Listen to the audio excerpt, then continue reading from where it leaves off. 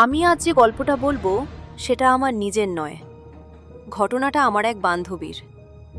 ওকে অনেক অনুরোধ করার পর অবশেষে এই ঘটনাটা সবার সঙ্গে শেয়ার করার অনুমতি পেয়েছি। তাই আজ আপনাদের সেই ঘটনাটাই বলবো।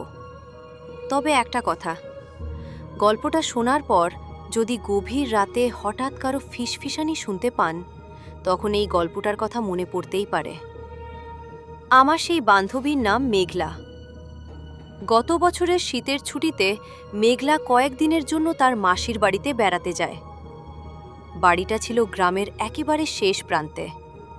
চারপাশে বড় বড় গাছ, বাঁশঝাড় আর অনেক পুরনো আম গাছ। দিনের বেলায় জায়গাটা খুব সুন্দর লাগলেও সন্ধ্যার পর পুরো এলাকা অস্বাভাবিক নির্জন হয়ে যেত। প্রথম দিনেই মেঘলা একটা বিষয় খেয়াল করেছিল। বাড়ির উত্তর পাশে একটা ছোট ঘর ছিল, যেটার দরজায় মোটা লোহার তালা ঝুলছিল।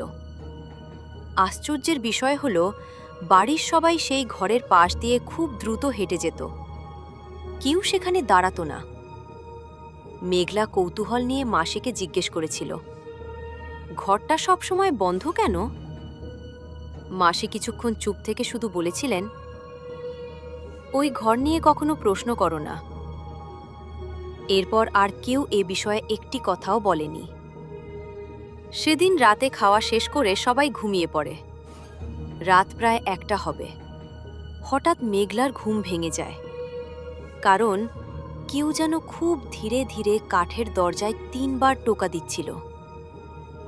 মেঘলা ভেবেছিল হয়তো বাড়ির কেউ, কিন্তু দরজা খুলতেই বাইরে কাউকে দেখা গেল না। চারদিকে কুয়াশা আর ঠান্ডা বাতাস ছাড়া কিছুই ছিল না। দ্বিতীয় রাতেও একই ঘটনা ঘটল, তবে এবার টোকা দেওয়ার পর একটা মেয়ের কণ্ঠ শোনা গেল, দরজাটা খুলে দাও। কণ্ঠটা এতটাই শান্ত ছিল যে প্রথমে ভয় লাগেনি, কিন্তু সমস্যা হলো শব্দটা বাইরে থেকে নয়, বাড়ির উত্তর পাশের সেই তালাবদ্ধ ঘরের দিক থেকেই আসছিল। পরদিন সকালে মেঘলা বিষয়টা সবাইকে বলতেই বাড়ির সবাই অস্বাভাবিক চুপ হয়ে যায়। মাসি শুধু বললেন, আজ রাত জেগে থেকো না। কিন্তু কৌতূহল মানুষের সবচেয়ে বড় দুর্বলতা। তৃতীয় রাতে মেঘলা জানলার ফাঁক দিয়ে তালাবদ্ধ ঘরটার দিকে তাকিয়ে রইল। অনেকক্ষণ কিছুই হলো না। হঠাৎ তালা না খুলেই দরজাটা আস্তে আস্তে ভেতরের দিকে খুলে গেল। মেঘলা স্পষ্ট দেখল, ঘরের ভেতর থেকে একটা মেয়ে বেরিয়ে এলো। সাদা পোশাক নয়, কালো পোশাকও নয়, খুব সাধারণ একটা পুরনো নীল রঙের জামা পরেছিল। মেয়েটা মাথা নিচু করে ধীরে ধীরে উঠানের মাঝখানে এসে দাঁড়ালো। তারপর একবারও পা না তুলে মাটির ওপর দিয়ে পিছলে পিছলে হাঁটতে শুরু করল। মেঘলা চোখ সরাতে পারছিল না। ঠিক তখনই মেয়েটা থেমে গেল। ধীরে ধীরে মাথাটা ঘুরিয়ে জানলার দিকে তাকালো। মেঘলার বুক কেঁপে উঠল, কারণ মেয়েটার মুখ ছিল না। যেখানে চোখ, নাক আর মুখ থাকার কথা, সেখানে শুধু মসৃণ কালো ছায়া। পরদিন সকালে মেঘলা মাসিকে সব খুলে বলল। এবার মাসি আর লুকালেন না। তিনি বললেন, বহু বছর আগে ওই ঘরে একজন মানসিকভাবে অসুস্থ এক আত্মীয়া থাকতেন। একদিন হঠাৎ তিনি নিখোঁজ হয়ে যান।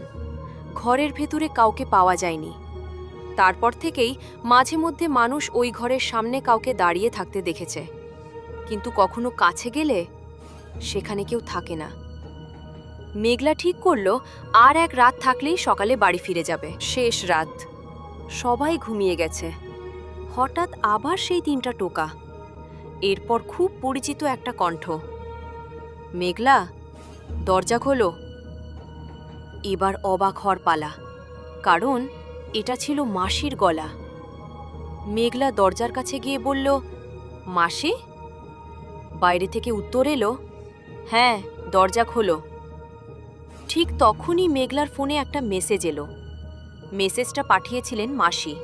লেখা ছিল, যাই শোনো না কেন, দরজা খুলবে না।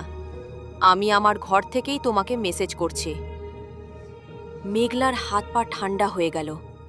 বাইরে তখনও একই গলা, দরজা খোলো, আমি দাঁড়িয়ে আছি। সারা রাত দরজা আর খোলেনি। ভোরের আজানের পর সব শব্দ থেমে যায়। সকালে দরজা খুলে মেঘলা যা দেখল সেটা আজও ভুলতে পারেনি। দরজার সামনে কাদার ওপর খালি পায়ের ছাপ, কিন্তু সব ছাপই ছিল উল্টো দিকে।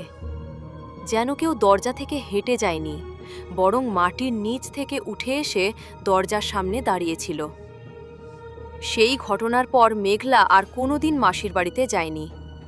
আর আজও যখন কেউ তাকে জিজ্ঞেস করে ভূত কি সত্যিই আছে, মেঘলা শুধু একটাই কথা বলে, সব প্রশ্নের উত্তর খুঁজতে যেও না, কিছু দরজা বন্ধ থাকাই ভালো।